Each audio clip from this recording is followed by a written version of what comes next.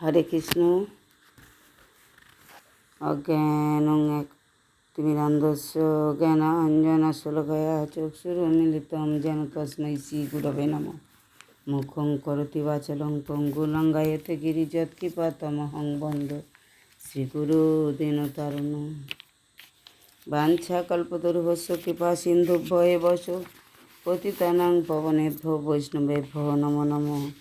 নারায়ণ নমস্কৃত্যং নরস্যৈব নরোত্তমং দেবীং সরস্বতী ব্যাসেন ততো জয়মুদীরয়েৎ। হরে কৃষ্ণ। তথং জয়মুদীরয়েৎ। রাধারানী ইউটিউবে ধর্মকথা চ্যানেলের পক্ষ থেকে আমি পুতুল রানী দাসী নিত্য যে আপনাদের সংক্ষিপ্ত ভাগবত কথা শ্রবণ করাই। তাই আজকেও একাদশী উপবাস 11ই জুন অধি মাস কৃষ্ণপক্ষিয়া পরমা একাদশী ও কমলা একাদশী। পদ্মপুরাণে উল্লেখিত যুধিষ্ঠির শ্রীকৃষ্ণ সংবাদে অধি মাসের কৃষ্ণপক্ষিয়া একাদশীর মহিমা দেখতে পাওয়া যায়। যুধিষ্ঠির মহারাজ শ্রীকৃষ্ণের নিকট প্রশ্ন করলেন, অধি মাসে কৃষ্ণপক্ষিয়া একাদশীর নাম কি?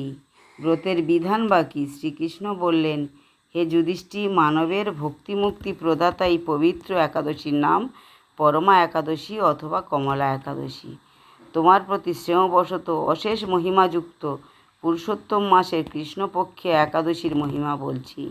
ব্রহ্ম মুহূর্তে শয্যা পরিত্যাগপূর্বক যথাবিহিত স্নান আহ্নিকাদি সেরে ভগবান শ্রী বিষ্ণুর প্রীতি কামনায় শ্রী ভগবানের নাম জপ মন্ত্র জপ করতে হয়। গৃহেতে যে পরিমাণে জপ করবে নদী তীরে তার দ্বিগুণ, তদপেক্ষা গোষ্ঠে সহস্রবার, তীর্থে শতবার, তুলসীর নিকটে লক্ষবার এবং বিষ্ণুর সম্মুখে অসংখ্যবার জপ করতে হয়। অবন্তী নগরে বিশ্বকর্মা নামে এক সম্ভ্রান্ত ব্রাহ্মণ বাস করতেন। তার 5টি পুত্র ছিল। তাদের মধ্যে সর্বকনিষ্ঠ পুত্রের নাম জয় শর্মা। কোনো দুষ্কর্ম করায় পিতামাতা তাকে বাড়ি থেকে বহিষ্কৃত করে দেয়। কোনো এক সময় ভ্রমণ করতে করতে এলাহাবাদে এসে ত্রিবেণী সঙ্গমে স্নান কার্য সমাপন্তে ক্ষুধায় কাতর হয়ে মলিন বদনে কোনো মুনির আশ্রম অনুসন্ধান করতে লাগলেন। অনতি দূরে হরিমিত্র নামে এক মুনির আশ্রমে উপস্থিত হলেন।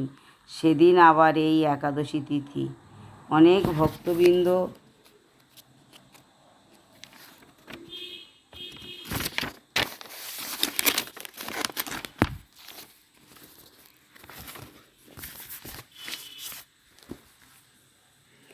ভক্তবৃন্দ মণি মুখপদ্ম বিগলিত একাদশীর মহিমা শ্রবণ করত ব্রত পালন করছেন। ওই ব্রাহ্মণ ব্রত পালন করে ব্রত কথা শুনলেন। তারপর ব্রত উপবাসে সন্তুষ্ট হয়ে স্বয়ং হাত সরাও, দুষ্টুমি করলে হবে না, লক্ষ্মী দেবী দর্শন দিয়ে বললেন, ভক্তির সঙ্গে এই উপবাস পালন করায় আমি সন্তুষ্ট হয়েছি। তোমাকে বরদান করতে ইচ্ছা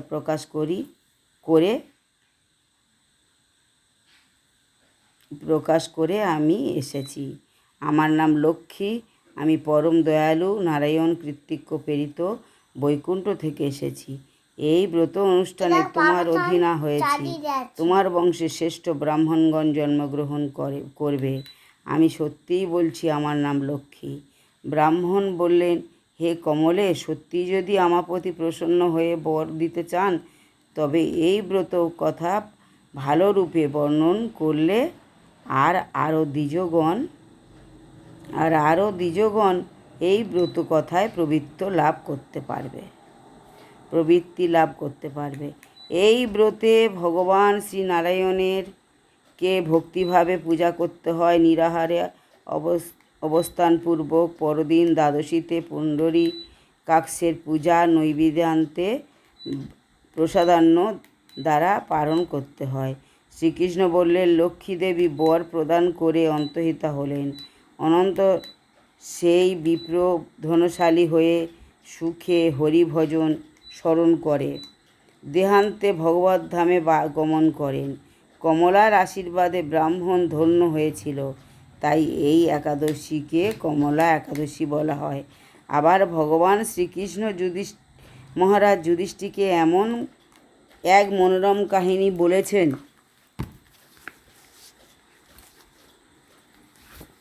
একবার তো দিয়েছিস।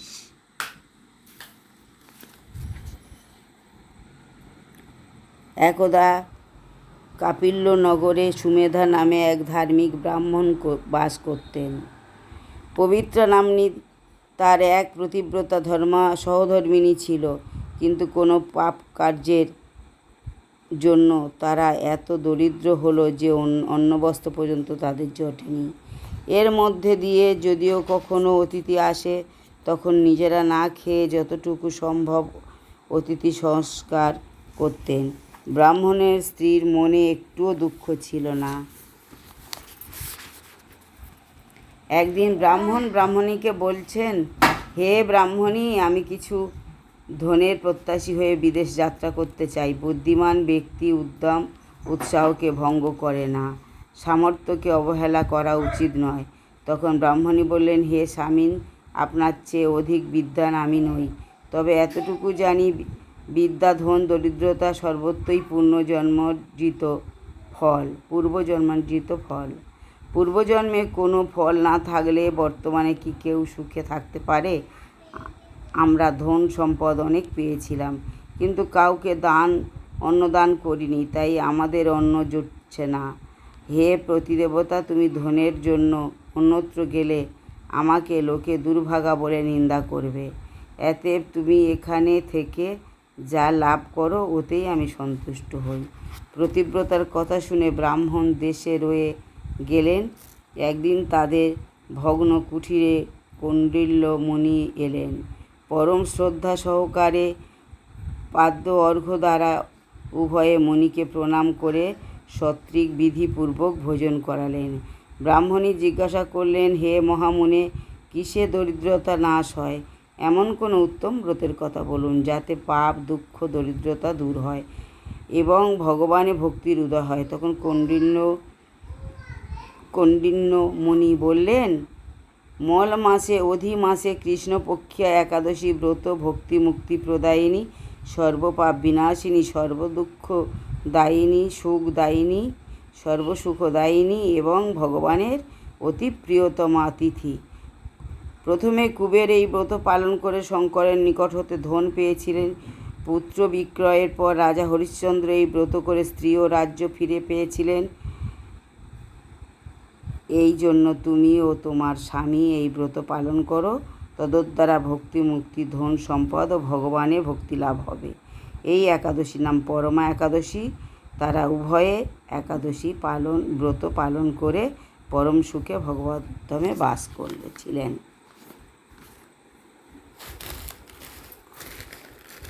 হরে কৃষ্ণ। এবারে আপনাদের যে পারণের সময়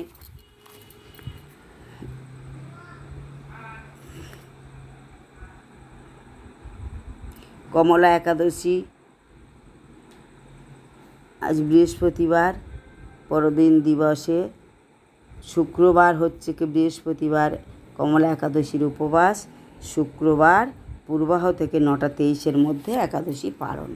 সময় মতো পালনা করবেন, সঙ্গে থাকুন, শ্রবণ করুন, সাবস্ক্রাইব করুন, শেয়ার করুন। হরে কৃষ্ণ।